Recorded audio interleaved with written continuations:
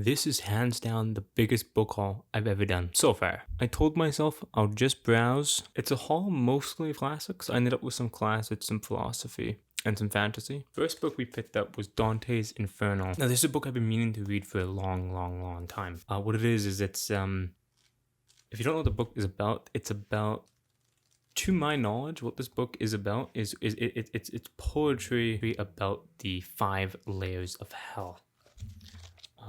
And you can see sort of some of the layers here.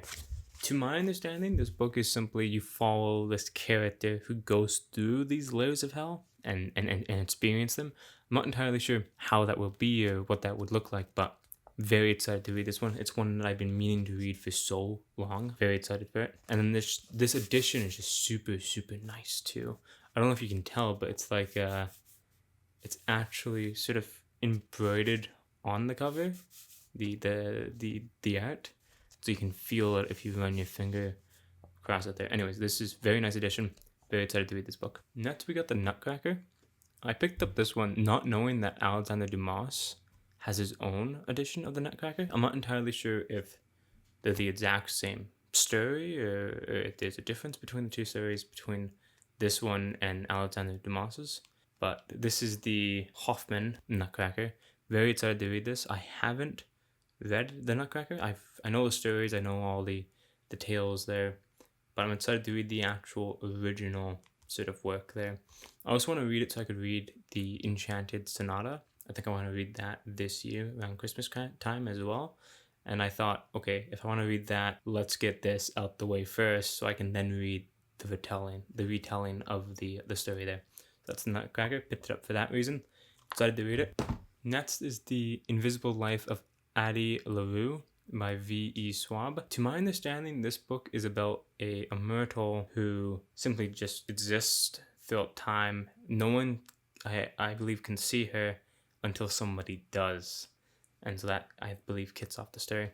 I know nothing beyond that, simply that this is a V.E. Schwab book, and this year has been a lot of reading of V.E. Schwab.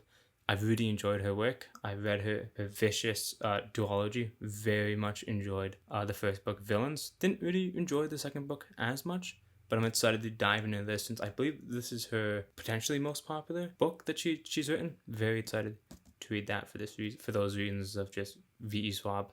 I'm gonna read it. I'm gonna read her newest book as well eventually, as I'm really liking this author.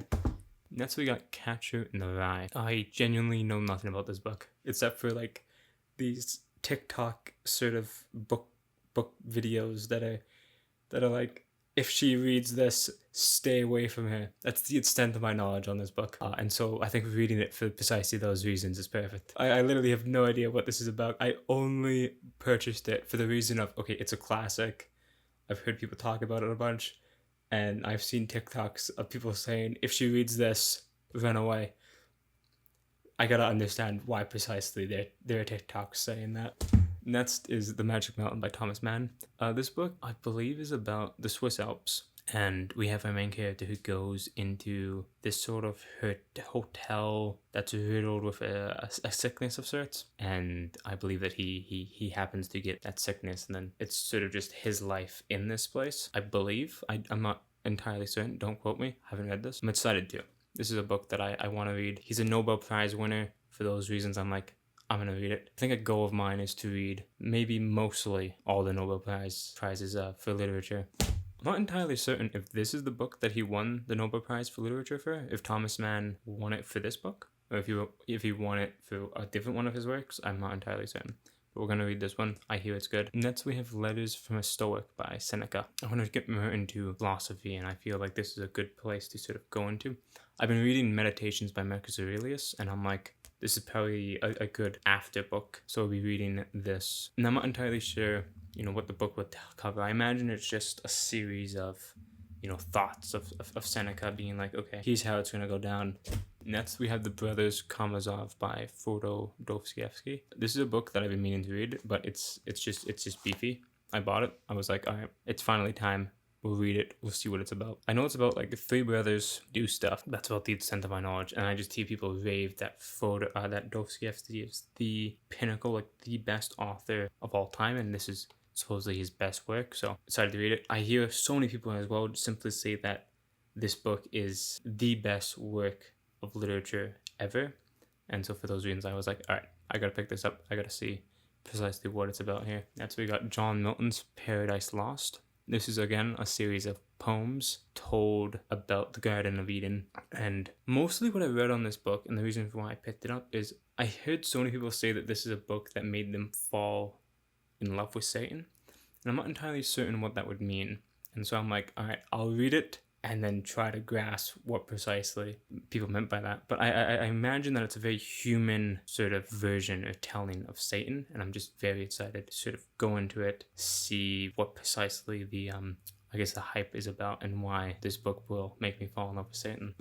Next is The Picture of Dorian Gray by Oscar Wilde. I'm not entirely sure in what this book is about. I think the extent of my knowledge is he's obsessed with a painting, and he's like, God, I love this painting. And I think from my understanding, I think he goes batshit because of the painting. I'm not certain. I'm very excited to read this because I heard a lot of people say that it's a very weird book, but it's a very good book. So for those reasons, I'm like, all right, let's do it. I think I like books that sort of touch up on immortality or like aging of sorts. And I feel like that this might do that, and so I'm excited to sort of read it for those reasons. Yeah, next is The Left Hand of Darkness. I can't pronounce the author's name, so I'm not even going to try. But this, I picked it up because the cover is just so gorgeous. I'm like, snow book? Yes, please. This book is centered on a ice planet, and the inhabitants of the ice planet are, I believe, like gender neutral. They can like switch their genders around, and so I'm like, that sounds interesting, and it's on an ice planet. Let's do it. So this book we picked up, excited to read it. Next we got a book by Alexander Dumas. I think this would be his most famous work of literature, and it's the Three Musketeers. Very excited to read this one, particularly just because The Count of Monte Cristo is my favorite book of all time, and I do want to read, I think, every book that Dumas has written. So I think this will be the next one. I think I do want to also buy another version of the Nutcracker, the Alexander Dumas version, and just read that one and compare the Hoffman and the Dumas variants, provided they're any different. I'm not entirely certain. I'll have to research beforehand if they are different or if they aren't different. Everyone knows what the Musketeers here is about. It's just three brothers, three buddies, and they just sort of go on adventures. But I'm mainly wanting to read this because it's a Dumas book. That's this John Steinbeck's East of Eden, another book centered around the Garden of Eden. I'm not entirely certain what precisely this book is about. Maybe it's the Cain and Abel story and not necessarily the Garden of Eden. I'm not entirely certain. I don't want to read the back, as I kind of like skipped reading the backs of books for the most part. Even for a video like this, I'm like, I will just give the extent of my knowledge in terms of what I know of the book, having not read it, my reasons for buying the book, and without even going over the back of the book, because really I don't like reading backs of books. I'm like, I want to go in completely blind with very, very little knowledge. That's basically what this book is. I have no idea. I got it because this is John Steinbeck, East of Eden. I imagine it's a telling of Adam and Eve. Next we got Frankenstein by Mary Shelley. This is a book I've been meaning to read for so long. I grew up, on Frankenstein, watching Frankenstein movies, media with Frankenstein in it. I remember that one Frankenstein film with the gargoyles was a very strange film. I can't imagine this book will be anything like that, which is what I'm hoping for. And I'm just very excited to read just the original writings of what Frankenstein is, as it's a long time coming. I should have read this book years ago. Frankenstein, I want to read it. Very excited to. It's a short read, looks like, so I'll get through this, tell y'all what I think of it. Lastly, we got Dracula. Much like Frankenstein, just a book that I need to read. I haven't read. I need to read it. This one in particular I want to read because I also want to read A Dowry of Blood. It's on my shelf, and I'm like, okay, I need to read Dracula first before I can read that telling, and also simply having read Dracula, I can be like, okay, I've read Dracula. I have to read Dracula. Just like how I have to read Frankenstein. Anyways, that's the haul. Thank you very much for watching. I hope you enjoyed the video. Like, comment, subscribe. You know the whole shabam. I appreciate you coming around here, checking out the video, staying until the end. You're a legend.